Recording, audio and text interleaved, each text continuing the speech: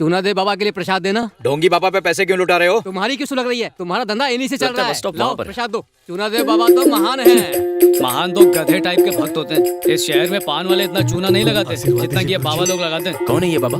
होगा कोई फ्रॉड। लोग इन्हें चूना देव बाबा बोलते हैं और कहते हैं कि ये जो कहते हैं वो सच हो जाता है। बहुत हो गया। लो देखा, बाबा के खिलाफ ये लोग कुछ भी सुन नहीं सकते। मौसम विभाग वाले सैटेलाइट लगा के भी गलत जानकारी देते हैं, तो इस ढोंगी की बातें सही कैसे हो सकती हैं?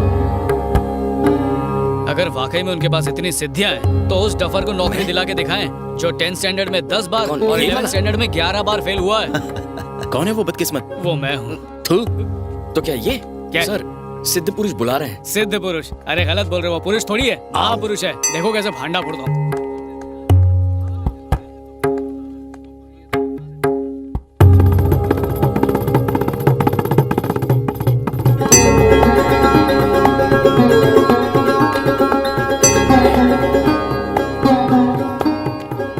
मैंने आपको इतना भला बुरा कह दिया, माफ करना स्वामी जी। जल्दी से मुझे भी प्रसाद देना। क्यों नाटक कर रहा है? मेरी बुझी हुई किस्मत जल गई तो तेरी क्यों जल रही है? क्या हुआ?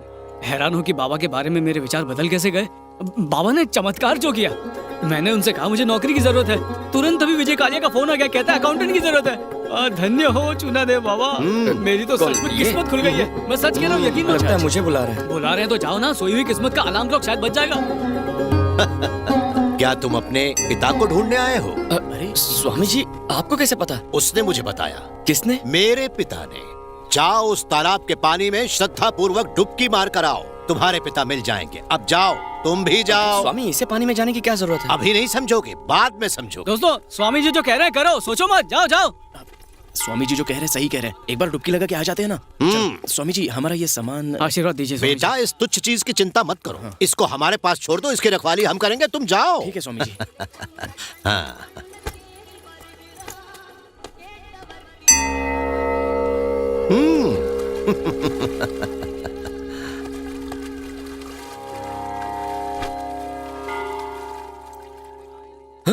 ए, स्वामी जी कहाँ गए? सुनिए, चूना देव बाबा कहाँ गए? हमारे बैग भी नहीं है। चूना देव बाबा नाम ऐसे नहीं है, लोगों को चूना लगाता वो है। आदमी जिसे नौकरी मिली थी। दोनों मिले हुए हैं, वो उसका बेटा है। क्या यार, ये बात पहले क्यों नहीं बताई? वो कहावत है ना, समझदार को इशारा काफी है। मैं कब से इशारा कर रहा था। अरे यार, पॉकेट में एक ढेला नहीं बचा है, वो मेरे सारे पैसे ले गया। अब यहाँ पर क्या करेंगे? घबराओ मत, मैं अपने पापा का नाम लूंगा ना तो सब कुछ अपने आप ठीक हो जाएगा। मेरे पापा अरविंद यहाँ के राजा हैं। तुम अरविंद के बेटे हो क्या? हाँ, आप उन्हें जानते हैं क्या? तुम्हारा सामान जो लेके भाग गया वही तो अरविंद है। लेकिन माँ ने कहा वो करोड़पति जमींदार हैं। करोड़पति जमींदार नहीं है, जमीन पे सोने वाला रोडपति है। तुम्हारे पैसों से बियर बार में ऐश कर रहा होगा।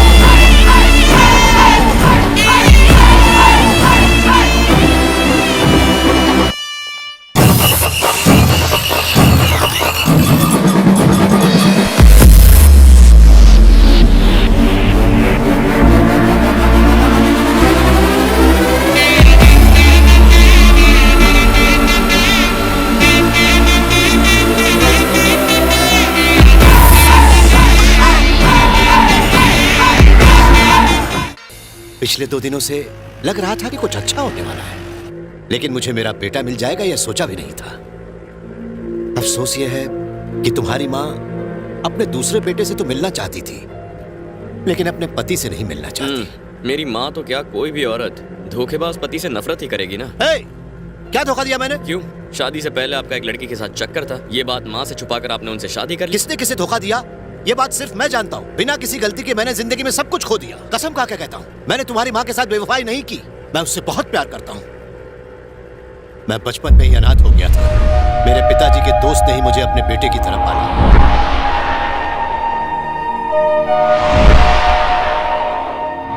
आप इस बार एमएलए के इलेक्शन में क्यों नहीं खड़े होना चाहते? हम कुछ नहीं जानते, आप ही हमारे एमएलए होंगे। सारी जिंदगी क्या मैं ही एमएलए बनता रहूंगा?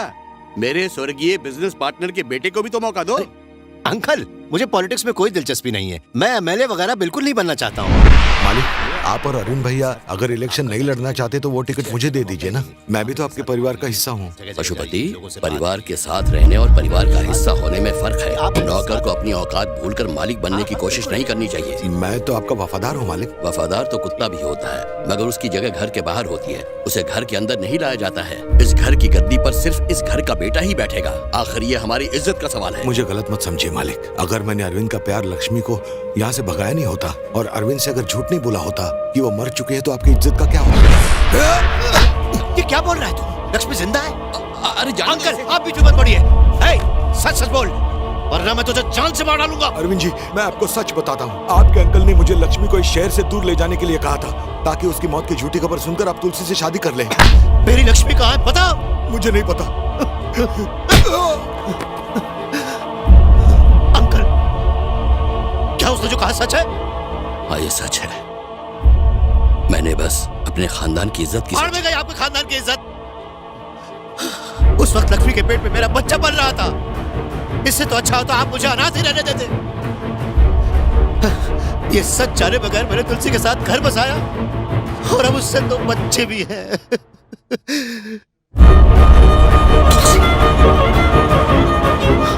तुलसी जी, मेरे साथ रहते हुए भी किसी और के बारे में सोचते रहे। तुलसी रुक जाओ। मैंने जो भी किया तुम्हारे भले के लिए किया। हट जाइए। चलो यहाँ से जाओ। तुलसी, तुलसी, भगवान, ये क्या हो गया? आवाज मत बुलाओ। ये मालिक को मार दिया।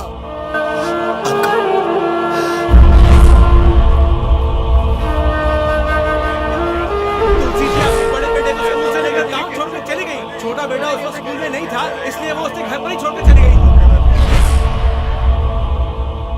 सजा काट के रिहा होने के बाद मैंने हर जगह तुम्हारी माँ की तलाश की, पर वो कहीं नहीं मिली।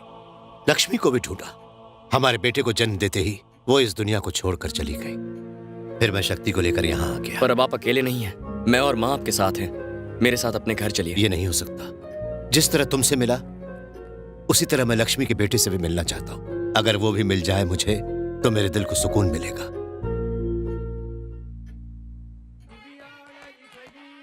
ए, कहाँ जा रहे हो? मैं चला अपने घर। नहीं नहीं, पागल हो क्या? चलो। अरे कहा ना चलो। मैं नहीं आऊंगा। चलो पैक बनाओ। ये सब क्या हो रहा है? आप बस एंजॉय करो। तू बनाना, गिलास उठा, सब एक साथ चीयर्स करेंगे। किस बात की खुशी मना रहे हो? लक्ष्मी का बेटा मिल गया ना, चीयर्स। ये क्या कह रहे हो तुम? कौन है? कहाँ है? आपके सामने। ये लक्ष्मी का बेटा है? मुझे भी शक था। शक दूर करने के लिए मैंने इससे पैक बनवाया। और पापा, पहले लोग शराब डालते हैं फिर पानी मिलाते हैं ना? हाँ। लेकिन आप पैक कैसे बनाते हैं? पहले ग्लास में पानी डालते हैं फिर शराब मिक्स करते हैं। हमारी जीन्स एक जैसी है, इसीलिए हमने भी पैक वैसे ही बनाया और शक्ति ने भी वैसे ही पैक बनाया। तुम तो मेरे जैसा ही पैक बनाते हो। तभी मुझे लगा कि शायद ये भी मेरा ही भाई है। फिल्मों में गाना गाकर भाइयों को मिलते देखा था, शराब पी के भाइयों को मिलते पहली बार देखा है। मुझे माफ कर देना बेटा, ये सब जाने अनजाने में हो गया। ये क्या बेटा? ये चाकू किस लिए रखा है? आपको मारने के लिए। संजय की माँ की बातों से मैं समझ गया था कि आप ही मेरे पिता हैं। माँ को धोखा देने वाले आदमी को मारने के इरादे से ही मैं यहाँ आया था, लेकिन यहाँ आने के बाद पता चला कि सच्चाई क्या है। मुझे मारने आए थे? ए, तू तो पागल है। मुझे भूल गए।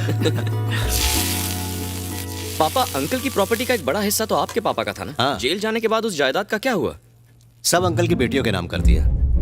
अंकल की बेटियां हैं? 3 बेटियां हैं। अंकल को बेटी की चाहत थी, इसलिए मन्नत मांगी थी कि बेटी होगी तो मेरा मुंडन कराएंगे। फिर क्या था, मन्नत पे मन्नत पूरी होती गई और बेटियों की हैट्रिक लग गई और मेरा मुंडन होता रहा। इस बात की खुन्नस निकालने के लिए मैं उनको चिढ़ाया करता था और खूब टांग खींचा करता था। इसी वजह से वो मुझसे नफरत करने लगी। फिर मैंने एक फिल्म देखी, सिस्टर इंडिया। उसमें भाई बहन के प्यार को दिखाया गया था। फिल्म में उस प्रेम को देखकर मुझे बहुत पछतावा हुआ। उस दिन से मैंने उन्हें बड़े ही नाजों से पाल पोस कर बड़ा किया। उनके मुझसे दूर हो जाने के डर से उनकी शादी 3 ऐसे गरीब लड़कों से करवाई जो घर जमाई बनने को तैयार थे। मेरी बहनों को ये बात जरा नहीं भाई। उसके ऊपर जब अंकल की मौत का जिम्मेदार भी मुझे ठहराया गया तो उन तीनों ने घर छोड़ने का फैसला ले लिया। उन्हें ऐसा करने से रोकने के लिए मैंने पूरी जायदाद उनके नाम कर दी और इसे लेकर यहाँ आ गया। लेकिन अब तुम तीनों जो मुझे मिल गए हो तो मुझे लगता है कि आवेश में लिया गया वो फैसला बिल्कुल गलत था। मेरी गलती की सजा मेरे बच्चे क्यों भुगते? तुम लोगों ने आखिर क्या गलती की? इसीलिए मैंने अब एक फैसला लिया है। समझ गया पापा। आप उन तीनों आंटीज को घर से एग्जिट करवाएंगे और उन्हें सीना तान के बताएंगे कि आपको अपने तीनों अनमोल रतन बेटे मिल चुके हैं और उस घर पे हक नहीं हमारा नहीं है। नहीं, मैं चाहता हूं कि हम चारों उन सबके साथ वन बिग हैप्पी फैमिली की तरह ये रहें। कैसे हो सकता है? हो सकता है बेटा। तुम्हारी तीनों आंटियों को 3 बेटियां हैं। अब यानी कुल मिलाकर 9 बेटियां। अंकल लोग को और कोई काम नहीं था क्या? टोटल 3 बेटियां हैं, समझे ना? उन तीनों लड़कियों से अगर तुम तीनों शादी कर लो तो हा मेरा हमेशा का सपना पूरा हो अरे जाएगा। आप पापा हैं या मैरिज ब्यूरो के एजेंट? और बेटा अरे आखिर इस सब में हर्जी क्या है? वही तो। जब बना बनाया रिश्ता मिल रहा है तो तुझे क्या टेंशन है? मैं एक लड़की से प्यार करता हूँ, किसी और से शादी कैसे करूँ? मैंने तो किया ना। मेरी कहानी अलग है। दोनों में कोई फर्क नहीं है। अरविंद के बेटे उन्हीं के नक्शे कदम पर चलेंगे ना। हम तीनों भाई उन तीनों लड़कियों से प्यार करेंगे और फिर शादी कर लेंगे, ठीक है ना? तुम दोनों तो हैंडसम लगते हो, तुम दोनों की गोटी तो फिट हो जाएगी, लेकिन मुझ तीसरे गोटिए का क्या? अरे यही सब सोचकर तो मैंने एक प्लान बनाया है। बात सुनो, कल इस शहर के सबसे बड़े मंदिर में पहली आरती देकर तुम्हारी आंटियां उत्सव शुरू करेंगी। हर साल ये तीनों अपनी बेटियों के साथ उस मंदिर में जाती हैं। तुम लोग वहाँ जाओ, उन लड़कियों को किडनैप करना और फिर उनसे शादी कर लेना। हाँ सही कह दिया, बुरे इंसान हो। ऐसा करना तो पाप होगा, मैं ये नहीं कर सकता। अरे तू इडियट है। बिछड़े हुए लोगों को मिलाना कोई पाप नहीं होता। तुम तीनों वहाँ जाओगे और उन तीनों से शादी करोगे, वादा करो। हाँ ओके। हाँ। Double okay. चलो, सोच क्या रहे हो?